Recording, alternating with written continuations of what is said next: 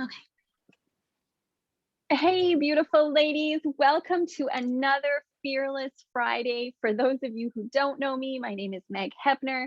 I am the branch director out here in South Surrey, British Columbia for Happy Healthy Women.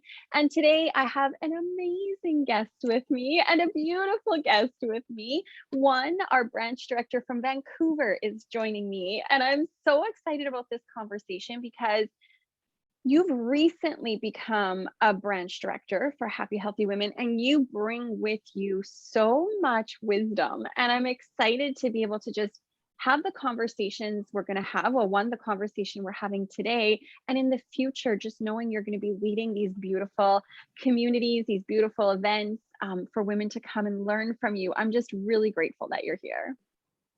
Thank you so much, Meg. It's been quite the journey to get to where I'm at, and so I'm extremely grateful to have this opportunity to be Vancouver's director, and then to connect with like beautiful, like-minded women like yourself. And I think it's really special community that we have going on, and what makes it special are the women like you and Natalie who are leading the way. So thank you for your service as well. Yeah. Oh, I love that. I love that. But for those of you, or for those of our viewers or listeners who don't know you at all, tell us a little bit about yourself. If you're new to people, tell us what you do, and the gifts that you're bringing to us, because you are a multidimensional woman. You are not just a one lane. You are a woman of many talents. Thank you, Meg. And yeah, so for anyone who doesn't know who I am, my name is Tay One, or One for short, and I specialize in a couple of things, but I'm an oracle who is guided by my fierce guardian angel, and I serve as a spiritual guide for my querents. So I do tarot readings. And I've actually created a very special method where I take tarot readings, um, and I help guide people through a method that I created, and also through a coaching process to help people transform their lives um, from the inside out, and vice versa. So Mm. I also have an extensive background in the beauty industry. So my first passion and my first love was hairdressing. I started it really young. And the goal with pursuing a career in the beauty industry was to help women look and feel beautiful, because how Mhm. we feel and how we think is directly correlated to the actions that we take in life. Yeah. Yeah. And so I take that and I implement it into my program as well. But I'm establishing myself as a multidimensional transformation coach, because I truly take people on a soulful journey of not just internal transformation but external transformation as well. I love that. That's beautiful. And especially since it is an all-encompassing thing, because Mhm. one of the things that I've sometimes you become aware of things or you notice things. And one of the things I've noticed is that people tend to focus on one area. People tend to focus on the mind or the body or the spirit, but very seldom do we kind of put it all together. And unless you put it all together, you don't really have that like real all encompassing transformation, because you are all of those things, body, mind, and spirit.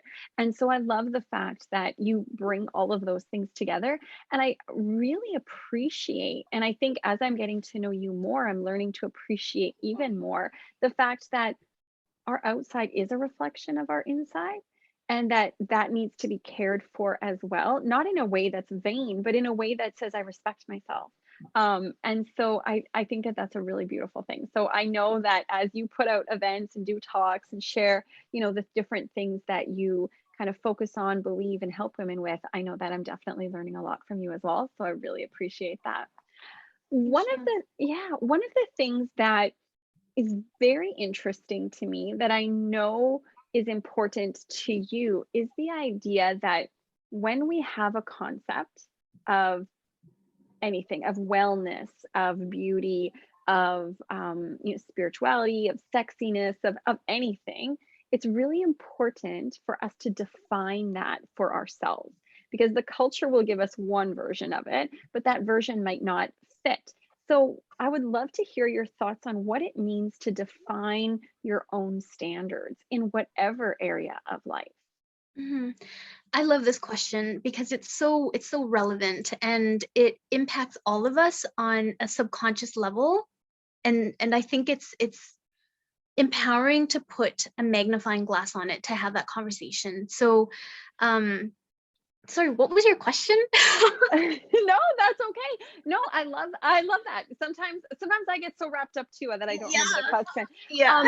But my question for you was, what is the importance of deciding for yourself what your standard is in a part of your life, whether that's in beauty, in wellness, in health, in anything, to take that concept and say, you know what, I'm creating my own standards for this. Like, take for example, the standard of beauty, right? The world will tell us beautiful looks a certain way.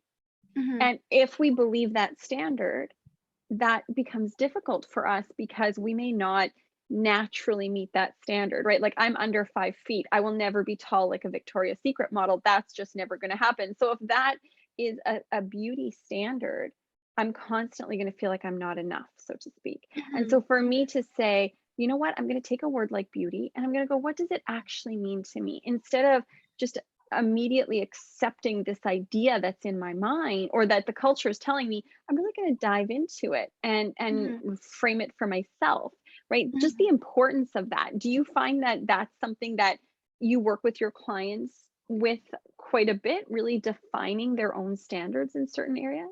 Yeah, right. Thank you for refreshing my mind. I got so Yeah, excited about it and then I just I completely know. forgot. Yeah, it But happens. yeah, for sure. So I think that first and foremost, it's so important to have a strong self-awareness Mm, because that's where our standards really derive from. If you don't have a strong understanding of your self-awareness, which also encompasses self-worth, your mm, standard is going to be skewed because it's going to be influenced by an exterior motive that isn't necessarily congruent to who you are authentically. So I think it's important that being self-aware is like a key factor on anyone's personal development journey. And then also just understanding that you're not supposed to compare yourself to anyone else. mm. And I think a lot of times we can get lost in the scroll and comparing ourselves in every which way possible.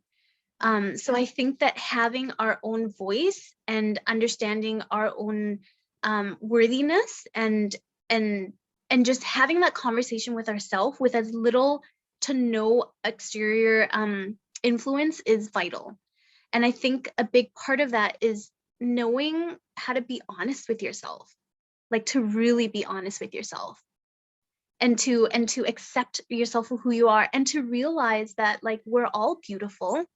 Beauty comes in so many different shapes and sizes.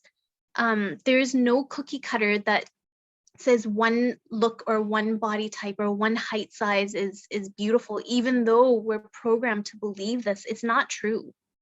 So I think having that conversation with ourselves is extremely important. And then also having people in our life to cheerlead that message on as well is important. So having a community of like-minded um, kindred spirits that can help you remember when you forget, because it's easy to forget. We're inundated with so much information, and the standard of beauty isn't it's not reasonable. It's really not attainable for the vast majority of people. And so knowing these facts, I think we need to take them into consideration to give ourselves grace and to be gentle with ourselves and to just love ourselves unconditionally. Yeah, I love that. I love that. I think that's so important, but it kind of leads me into another question, and I'm curious what Mhm, your answer would be. mhm, How do you know when the thought has is your thought or when the thought has been influenced by someone else, right? Because mhm, for so many of us, we will assume that the thought is ours, and we don't realize that we actually have these thoughts, and I mean, I don't mean to sound crazy, but like implanted in us by all the advertising that we see, by all the messaging that comes through our media, by the scroll, right? When we're when mhm, we're kind of going through our social media stuff.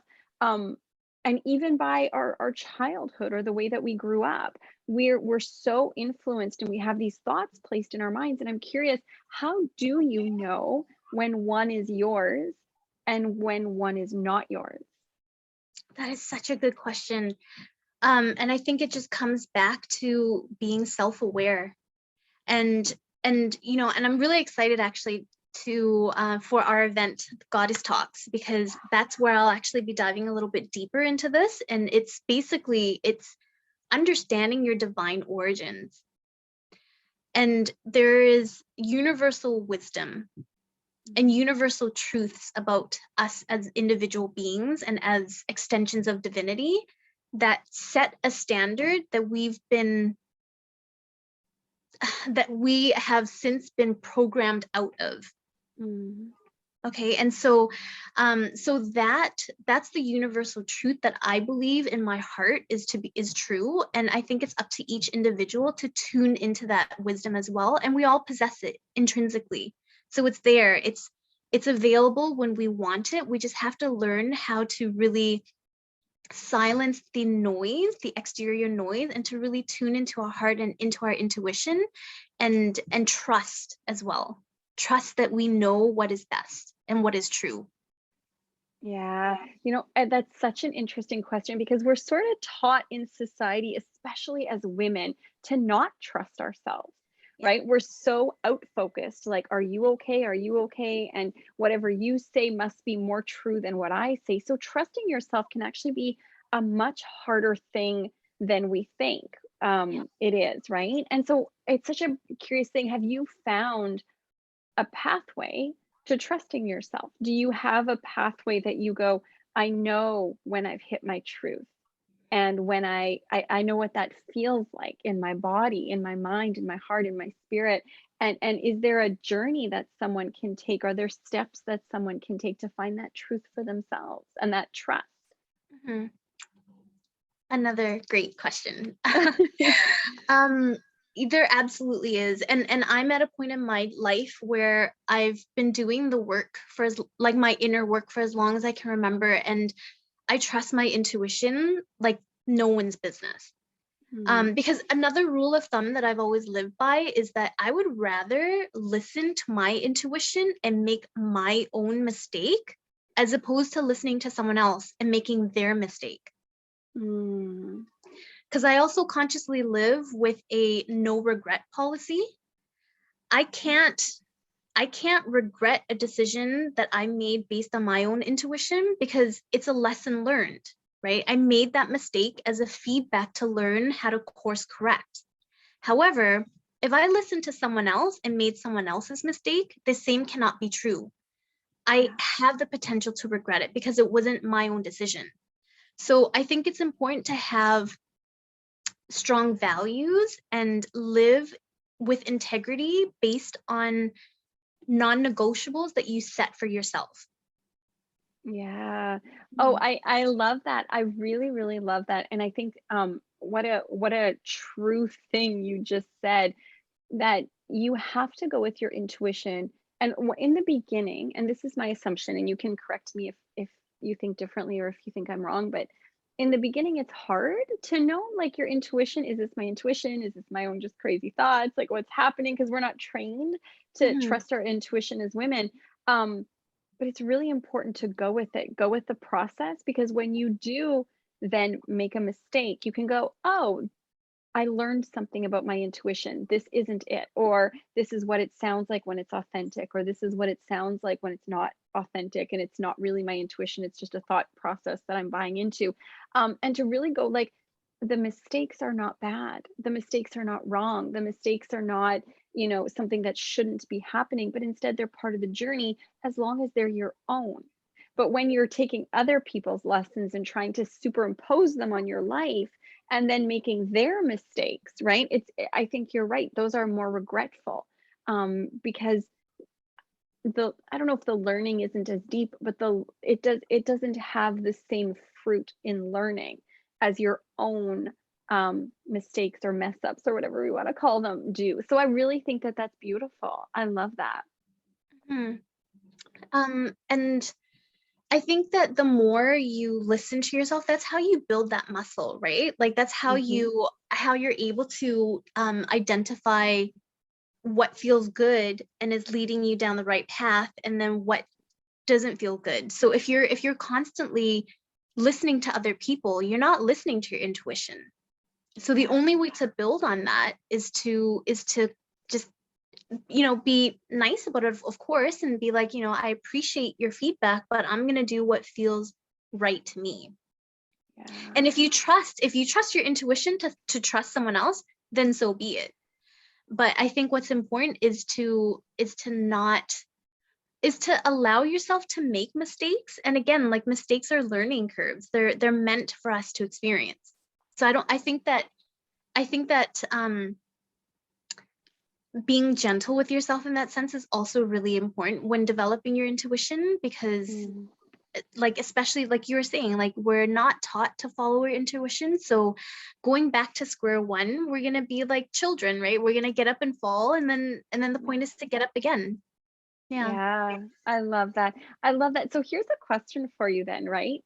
When you have someone who's speaking into your life and you're going, "No, this doesn't feel right to me. I need to make my own choices." What is Mhm. a great way to communicate that to someone to say like, "Thank you so much for what you're giving me and offering me, but I don't want it." Do you have a great strategy for how to kind of share that with someone without being offensive? Or because very often I find people fall into 2 camps. We either don't say anything and we just shut down and pretend it's not happening when someone shares, their expectations of us, or we fight back too hard and then we alienate that person, or we say, "I can't be around that person anymore." Is there a better way to communicate that's somewhere in between where we can be grateful that you're speaking into my life? That's lovely that you care so much, but I don't have to take it on as my direction. Mhm. I think that that is based on the relationship that you have with the person that you're talking to. So it depends on that for sure. But I think just having an open and honest conversation about it is Mm, the key. The way you articulated it, just by setting the example, like setting up the circumstance, is a great way of like communicating your point. So I yeah. think it's just being open and honest. Yeah. Yeah. It's so funny because open and honest is one of those sentences that we all assume that we do or know what that means. But even that is an interesting thing because I will often walk away from a conversation and then Hmm. I will have to ask myself, was I honest? And t- surface level, I was honest surface level, but Hmm. there's maybe a deeper honesty that I didn't share, Right. like, and sometimes digging into that and going like, I'm appreciating, the way that you're looking after me, but I have to make my own mistakes. Like sometimes that truth doesn't come out. So I'll say like, "Oh my Hmm. gosh, thank you so much for your advice. It's so lovely." And then I'll move on. But like really taking the time in that moment to go like, I'm willing to make my own mistake here. I'm feeling super vulnerable. I don't know how this is going to turn out, but I'm trusting my intuition and really just bringing some of that vulnerability to the table often is refreshing for people. I mean, obviously Hmm. use your discretion. Some people you don't want to do that with. You don't have to go up to the barista who when she's telling you, "You should try our new coffee," and be like, "Well, I'm sorry," but go into this deep conversation with her. But sometimes when we take a concept like open and honest and we really evaluate what that means for us, and then we share some of our vulnerabilities, some of our fears, some of our desires, some of our learnings, we can actually take that relationship to the next level because people are longing for deeper conversation, but so many of us are too nervous to take it there. So we give each other these surface truths or these surface kind of answers, and to take something and go, maybe I'll share my heart a little bit here and see what happens and see if it can't become a deeper relationship even. Um, I think that's sort of a neat thing. It's something I've been practicing, hasn't always gone perfectly well, but something that I've been practicing, and I think that that's a good way of doing it. So I love that. That's really Hmm. beautiful. And I appreciate that you brought that up, because it's true. Like, vulnerability can be something challenging for people to come to terms Hmm. with. Like, I know I had a hard time with being completely vulnerable myself. Um, but I've also come to learn that being vulnerable is one of the most courageous thing you could ever do. Yeah. Because initially it feels the opposite. It feels like being vulnerable, you're being, weak. But actually it's courageous, because if anything, you're allowing yourself to be even more authentic. And not to say that when you're not being vulnerable, you're being inauthentic, but you're also taking on a defense mechanism, which is Yeah. truth in and of itself, but also to shed another layer is to arrive as that vulnerable place. So I love Yeah. that you brought that up. I think that's really beautiful. And I think we're at this stage of life, at least I'm hoping we're at that stage in our culture and in our society where people are truly longing for something deeper. People are I think we're tired of surfacey kind of um really casual conversations. I think at least this has been my experience. Like people are longing for something deeper, but we do need people who have courage to take the conversation there. We need people who will go, I'll step up first and I'll say something that maybe we don't normally say. And when we do that, it's actually quite amazing. And this is why I love Happy Healthy Women. And I think this is such a beautiful organization, is that it is a place where you can come in and say that vulnerable thing and be surrounded by women who support you and care about you and will encourage you as you go about kind of stumbling through what that means to be vulnerable in that area. So I think Mhm, that that's a beautiful thing. So tell mhm. us, what do you have coming up in the next little while? If people are watching this going, ah, I just have to get to know more about her. What do you have coming up in the next little while? How can people reach out to you and find you?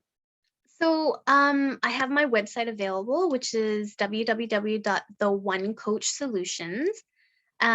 You can reach me on my Instagram. I'm also on our Happy Healthy Women website, of course. And I'm gonna actually be hosting monthly goddess guidance events, That sounds which awesome. I'm That sounds really excited amazing. about. Mhm. Yeah, that Yeah, sounds amazing. And when will yeah. those be happening? So I'm aiming to start them at the beginning of every month. So the goal is to have like a group coaching slash guidance event where Yeah. I actually use my oracle deck, and I'll do a group forecast on how the month is going to look, and then I'll have individual single card readings for each attendee. So it'll be very customizable, and we'll just get to have like a soulful connection, and I'm really excited for that. So Oh, for that sounds anyone who's beautiful. yeah, thank you. For anyone who's interested in having an experience of what it's like to get a reading with me, here's a bit of a glimpse. Oh, that's fantastic. Okay, so I would definitely say to people, give it a try, right? Like that sounds like a fascinating experience and definitely something that everyone should go and check out. So I love that. Thank you so much, one for the work that you're doing in Vancouver and creating a community of women to come together, and for the gifts that you give this community. I'm so appreciative of that. Thank you for joining me today for Fearless Friday, and I'm just excited to watch you as you grab all of your gifts and share them with this community and allow us to experience them with you. Honestly, it's going to be such a gift and I'm really looking forward to it. Thank you so much, Meg. I really appreciate you as well. And yeah, I'm looking forward to, collaborating with you in any way I can and attending your events as well. So thank you for your effort and your dedication. Absolutely. All right, everyone. Thank you for spending some time with us on this Friday. Until next Friday, take good care. Bye, everyone.